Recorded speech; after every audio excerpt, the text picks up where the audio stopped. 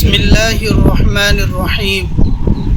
عن ابی ہریرہ رضی اللہ تعالی عنہ قال قال رسول اللہ صلی اللہ علیہ وسلم کافل الیتیم له او لغیرہ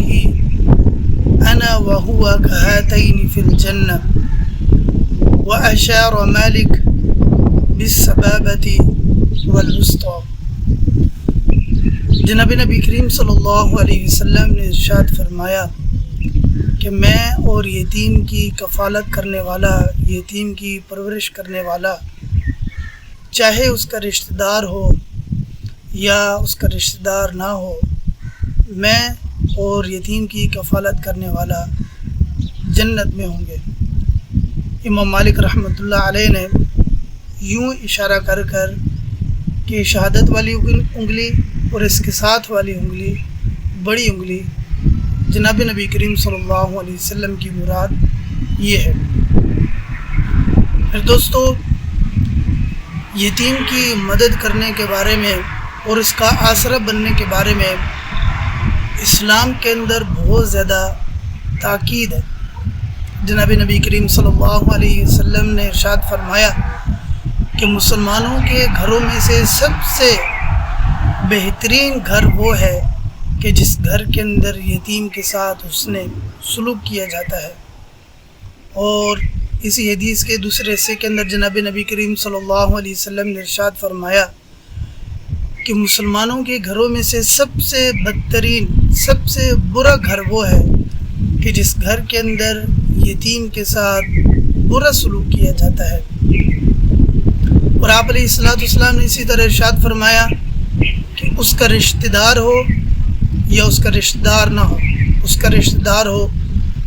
مثلا ماموں بھانجے کی پرورش کر رہا ہے، چچا بھتیجے کی کر رہا ہے، پھوپھو بھتیجے کی کر رہی ہے، خالہ بھانجے کی کر رہی ہے، اسی طرح کوئی بھی رشتہ دار ہے، اس کا رشتہ دار یتیم کی پرورش کر رہا ہے، کیونکہ یہ یتیم بے سہارا ہے، بے آسرا ہے، اور اسلام جو ہے یہ یتیموں کو، بے سہاروں کو، بے آسروں کو اپنی آغوش کے اندر،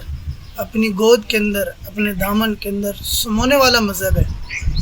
حضور علیہ السلام نے ارشاد فرمایا کہ جو یتیم کی پرورش کرنے والا ہے، چاہے اس کا رشتہ دار ہے یا اس کا رشتہ دار نہیں ہے،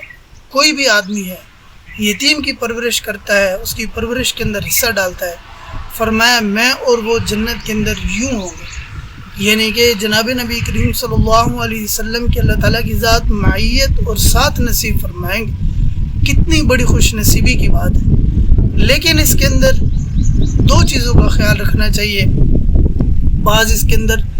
اچھے ادارے، اچھے NGOs، مثال کے طور پر مدارس ہیں، اور یہ جو چیزیں ہیں یہ یتیم لوگوں کا سہارا بنتے ہیں، ان کی پرورش کرتے ہیں، ان کی دیکھ بھال، ان کے کھانے پینے کا، ان کی تعلیم، معالجے کا، ان ساری کی ساری چیزوں کا یہ لوگ خیال رکھتے ہیں۔ اگر معتبر جگہ ہے وہاں پر بندہ انویسٹ بھی کرے، وہاں پر جو ہے ان کو جو ہے وہ امداد بھی کرے، ان کو کیا کہتے ہیں، ان کی معاونت بھی کرے، اور ان کے ساتھ ساتھ سرپرستی بھی کرے، جا کر وہاں پر دیکھے کہ ان کے ساتھ حسن سلوک کیا جاتا ہے۔ آیا میں نے جو یہاں پر ان کی معاونت کی، میں نے ان کو جو ہیلپ کی، جو میں نے ان کی جو ہے وہ مدد کی،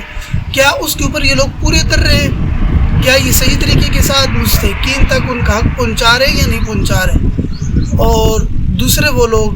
کہ جو ہے اس کے نام کے اوپر صرف NGOs چلا رہے ہیں، غلط چیزوں کے لیے استعمال ہو رہے ہیں،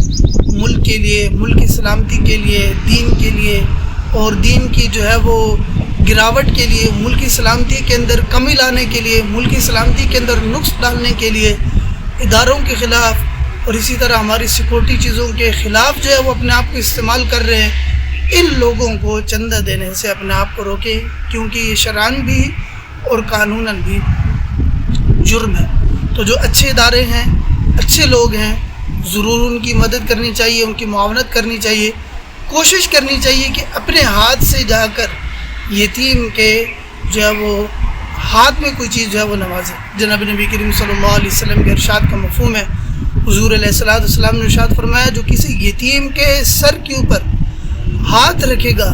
اس ہاتھ کے نیچے جتنے بال آئیں گے اللہ تعالیٰ کی ذات اتنے گناہ اس آدمی کے معاف کر دیں گے، اتنی نیکیاں اس کو عطا فرمائیں گے اور اس کے اتنے درجات جو ہیں وہ بلند فرمائیں گے۔ اللہ تعالیٰ کی ذات ہمیں یتیموں کے ساتھ حسن سلوک کرنے کا اور ان کی مدد، معاونت اور پرورش کرنے کی توفیق نصیب فرمائے۔